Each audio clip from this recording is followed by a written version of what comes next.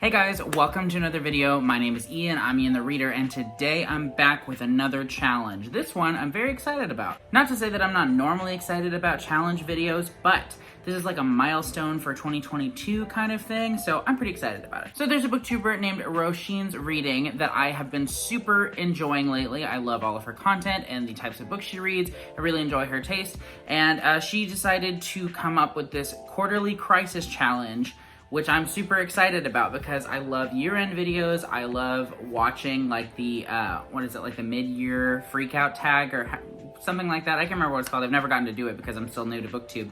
But I was super excited when I saw this video. As soon as I saw her post it last month, I was like, yes, I'm gonna do this video. So I'll go ahead and link hers down below, and I'll go ahead and put the questions for this challenge down below. But essentially it is just, in case you didn't know, we are a quarter of the way through 2022, which is just, it boggles the mind, it truly does. And yeah, this video is essentially a check-in to see how things are going in the year so far, and things are going pretty well for me, I think, for the most part, but we'll get into that in a minute.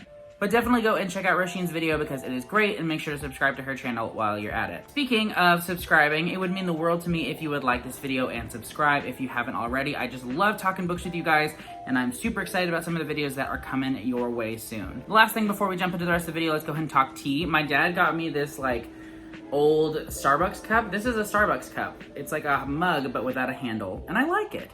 And I'm drinking today half Earl Grey and half orange spice tea, and it is just like my favorite combination in the world. Earl Grey and orange go really well together. Like if you have just like a slice of an orange or something like that. Is that the right way to say that? Because it's you slice. Anyway, if you have a little bit of an orange and you put it in an Earl Grey, it's fantastic. But if you don't have that, a good substitute is the orange spice tea. I think it's really great. It's a super fantastic mixture. And I love this mug also because like you'd think that it'd be really hot because you're touching the cup and there's no handle, but the way it's insulated, it's like kind of hot up here, but down here it's not at all. Okay, without any further ado, let's go ahead and jump into the prompts. First question is, how many books have you read so far? So I have, at the time of filming, because it's now April 15th, I think, I have read 35 books, which is pretty good if you ask me. I don't really have a number goal in mind for the year. I'm just really enjoying the stuff that I'm reading, so I'm really happy with 35. I've read some really fantastic books, which we'll talk about in a minute. Like I said though, I don't have a number goal for the year, so I'm happy with 35. I like to obviously keep reading around the same pace that I am. If I slow down a little bit though, that's totally fine. Or if I speed up, that's great too. Question number 2 is, have you already found a book you think might be a 2022 favorite? Yes, I have. The backup question is, if not, what was your favorite book you read that wasn't quite 5 stars? But I have had some great 5-star books so far this year. Let's go ahead and talk about some of those. In no particular order, my top 5 for 2022 so far are Boy's Life by Robert R. McCammon, The Justice of Kings by Richard Swan. This book is crazy, you guys should totally read it. Blacktop Wasteland by S.A. Cosby, The Pillars of the Earth by Ken Follett, and This Tender Land by William Kent Kruger. I know I said that they were in no particular order, but this is my favorite so far. Honestly, I could see all 5 of those being in my top 10, and I will honestly be kind of sad if...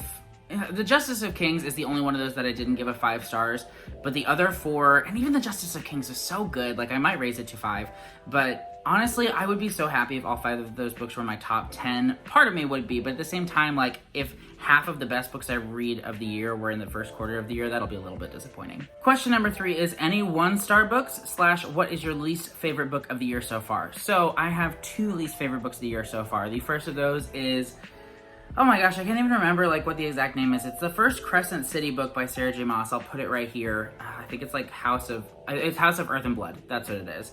The new one is like kind of similar. I can't remember the name of that one either. But yeah, I just did not enjoy this book at all. I gave it 2 stars at the time. It's more like a 1.5, to be honest. Just kind of hated it. And the other one that really disappointed me was the 22 Murders of Madison May. This was a book that I really wanted to get me out of a reading slump, but it was just a buzzkill, man. It really was. Let's not dwell on the negative though. Let's move on. Next question is, what is your most read genre so far this year? So I was really surprised. I actually have a tie.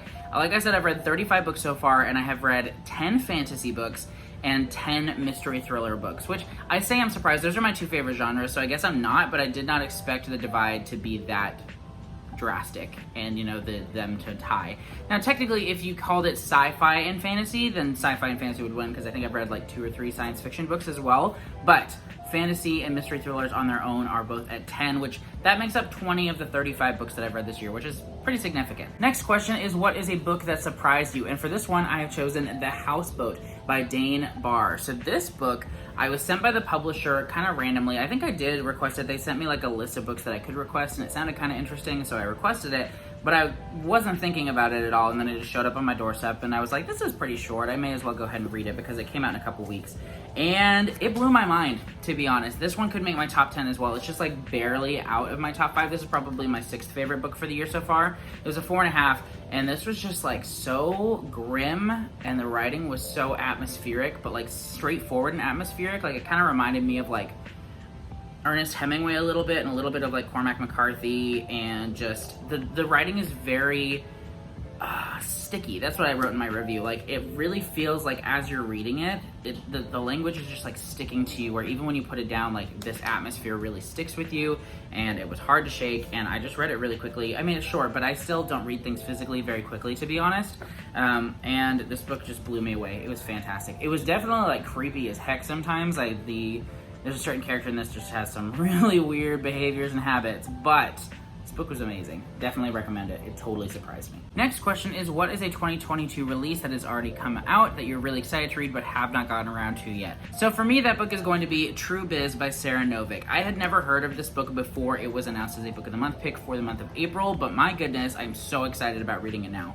This is a contemporary story that takes place around a high school for deaf individuals, and it follows a young girl, I believe, who is deaf or partially deaf due to an incident that occurred when she was younger. I'm not going to go into details because I'm not really sure if that's a spoiler, but this is a coming-of-age story. It's supposed to be absolutely amazing. It's been getting stellar reviews. I think that this sounds absolutely amazing, though. I'm super excited. I haven't really read very many books, if any, with a main character who's deaf. I've read some that have, like side characters that are deaf, but I think that this is a super important book. I'm very excited to read it, and hopefully we'll be getting to it very soon. Next question is, what is one goal that you've made that you're succeeding at? So I made like channel goals and I made reading goals. So as far as reading goals, the one reading goal that I am so far really sticking to very well is reading one nonfiction book a month. I have been doing that even in April. I've already completed my nonfiction book for April, so things are going very nicely there. That being said, my other specific reading goal was to read one big classic that I wanted to read every 2 months, and I have not stuck to that. The only classic that I finished so far this year is Anna Karenina, which I'm very excited and proud that I finished this book because I've been meaning to for a long time, but I'd like to have read more classics. That being said, I have just started David Copperfield by Charles Dickens, and I am loving it. I love the writing, I love the characters, I love everything about it so far, so that's going very nicely. As far as channel goals go, one of the channel goals that I made was to host a read-along, which I am doing currently. We're reading The Grace of Kings. The live show is going to be coming up very soon on April 24th, so if you haven't already started reading it, you totally should. You have like a week and a half. You'll be fine, right? And then the other channel goal that I had primarily, besides like channel growth, is just to put out 2 videos a week. Really, my goal was to put out a little bit more than 2 videos a week, and I have not been doing very well at that just because school and my new job and having 2 kids has just been a lot. But I am hoping to get back on track with my content now, hopefully. That'd be nice. The next question was, what is one goal that you need to focus on? And I already covered all my goals and such, so moving on. Next question is, who is a new to you booktuber, bookstagrammer, or booktoker for 2022 that you recommend? So I feel like there's so many great content creators on both platforms. New to me in 2022 though, Reads by Kyle actually just finally, because he's been around this community for quite some time, started a YouTube channel. And so if you aren't already following Reads by Kyle, you should totally check him out. We buddy read The Hunger of the Gods back in March, and that was really fun just getting to discuss that with him, and he's joining us for our live show with The Grace of Kings. You should check him out, he's great. And lastly, I'm gonna go ahead and tag some people. So I will go ahead and tag Reads by Kyle because I already mentioned him. In addition to that, I'm gonna go ahead and tag Fina over at Fina Reads, and Pete. I'm gonna go ahead and tag Pete from Ponderings of Pete.